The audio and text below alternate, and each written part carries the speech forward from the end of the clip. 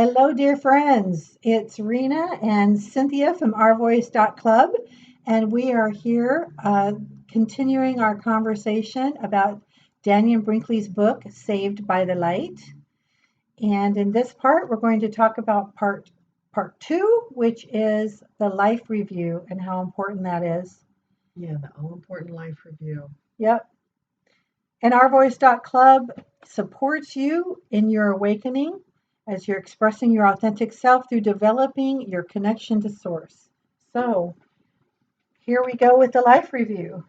Yeah, so last time in part one, we talked about the steps that seem to be real similar with everybody's near death experience and what they go through, and how Dannion clearly laid out how he experienced himself. He went above his body, he saw all that was happening, and he went through the tunnel. He met a being of light that helped him. And now we're in this really important part where he is doing a life review. And he talks about that this was a really interesting and revealing and shocking kind of part of the after death experience, was when we go through a life review with our angel, what she calls his being of light, where you are shown absolutely everything you've done, ever done. Your whole life is reviewed. Now, it's funny, we think in terms of years and, months or decades. And I don't know how you go through someone's life in a life review. It's almost like time stands still or something. There is no time up there. Yeah, that's what Right. I've heard, right? There's no time. So he talks about when he was young. It's really interesting. Again, Rena and I highly recommend you buy the book today. Um, he talks about when he was young, he became a bully. There were bullies picking on him, and his father taught him how to be strong and stand up to these bullies. And then he became one. Mm-hmm. And with his being of light, he was shown the many, many instances where he was in a fist fight after school. One time he ran home and got a salt gun, which used to be kind of a popular thing. It was like a potato gun or a salt gun, Huh. where there were a group of girls sitting on a fence, and he ran home to get his salt gun, and he sprayed these girls on their back with the salt gun. They didn't know what hit them. And when he was going through that, he could see it playing out again as if on a television show or a movie. But then he felt his sense of glee and, oh, ha ha, I got you. And then he experienced that whole scene from the girl's perspective. It was turned inside out, and he became the person that he was hurting or attacking or whatever it Yeah. happened to be, right? Yeah. So imagine, this is so important. I keep saying that word Mm-hmm. because if we knew that everything we did would be reviewed by us after we die, and that all the harm or hurt and hurt feelings that we've caused others, we would see it again, we would relive it again, and experience it from their perspective. Right. I mean, wow. Yeah. Wow. This is huge. So I was saying to Cynthia when we were discussing this, I said, what if we had a world where we taught our children that everything they thought, everything that they did, when they had their life review, they were going to experience it from both sides? You would think twice. And as a community, if we all did that, wouldn't you think twice about saying that ugly thought to someone or talking behind their back or Hitting your brother or sister, yeah, or yelling at your mother, spanking your children? spanking your children, telling them to go to their room for 3 hours, and or ignoring someone when they're trying to get your attention. I mean, it can get even minute to neglect or abuse in any way. And here we are, we're going to be experiencing it from their perspective during our life review. This is so big, and I cannot. It's so empowering for me to read that now, because I'm not there yet. I'm still here, and I have a chance now in my life to straighten up and have good behavior, not because I'm going to see it from the other side, but because I want to. Right. Because intrinsically that motivates me to be a better person to each person, because we're so connected. You know what it does, Cynthia, is it brings empathy. It Yes. brings you to a place of, Hmm. before you take the action, to have empathy for the other person, what that person might feel. If I say and do this, what might be the result of that Yeah. in that other person? And then thinking, is this something that I really want to say or do? And most of the time, if it's negative, it'll be no, you don't, you just don't want to go there. Hmm. And that is raising our vibration and bringing us even higher to Hmm. where we are. Hmm. And I think that really also reinforces this idea. I very much believe that we are intrinsically good, Hmm. that the more connected we are to source, to God, creator, whatever you want to call it, that the closer we get to our divinity, we know that our actions have repercussions and consequences. It's a ripple effect too. And that ripple effect goes out. And Dannion talks about that when he did something, let's say he beat up a boy after school, not only did he feel the boy's pain when he was doing his life review, but he actually felt the parents, and what the parents felt, shame and guilt, and whatever they felt, he felt the parents, he felt the brothers and sisters of that person. So this is incredibly powerful, this idea that we will experience the other person's pain and emotions, and their family and their cousins and their uncles and aunts and grandparents, that the ripple effect is a real phenomenon. It's not made up, it's real. Right. Can I just read a little quote from him? Yeah. Starting on page 13, he says, "The depth of emotion I experienced during this life review was astonishing. Not only could I feel the way both I and the other person had felt when an incident took place, I could also feel the feeling of the next person they reacted to. I was in a chain reaction of emotion, one that showed how deeply we affected one another.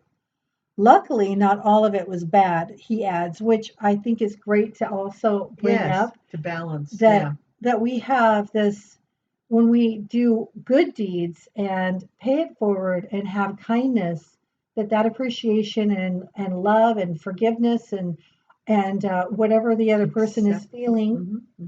is also what we review.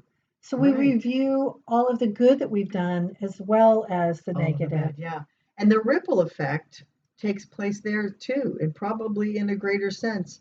I always think of the power of love, the force of love is greater than the force of hate. Hmm. So that when we do good deeds in the world, it ripples out. And the parents feel good, and the sister and brother feel happy, and the joy we can bring to others by serving others, it's immeasurable. Yeah. It's immeasurable. Another important piece to all of this is this concept that all of our thoughts are being heard all the time. There is Oh, yeah. no secrecy.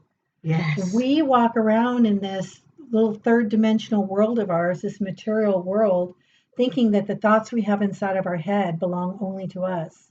Thinking that if the surveillance camera isn't on us or somebody isn't watching, that if we go and sneak something or do something we're not supposed to, no Yeah. one will know. Yeah. Well, do Absolutely we have not news for true. you? Yeah, we have a false concept of privacy here in this third dimensional world, and one of my favorite channels long ago said, if you think you can close the curtains and nobody sees you, think again.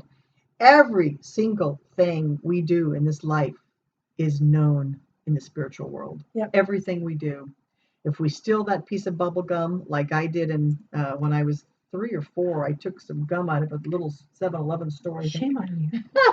and my parents promptly caught me. And of course, I returned it and never stole again because I thought, well, that was dumb. Um, if we steal, if we hurt, if we aren't honest, if we tell a lie, every single thing is known. That's a huge concept and something that I have to think about and ponder whenever I think it's privacy or I'm private. Right. Everything we're thinking and doing and feeling is known and can be seen Yeah. by Known, by all seen, in the spiritual world. and will be reviewed. And it will be reviewed. Yeah. Furthermore, guess what? With our being of light, with our guardian angels, we get to see it again Hmm. and relive it so we can gain the wisdom from it. Now, after this life review, and Dannion goes into great detail, and we don't want to give away the book. We want to make sure that you get it.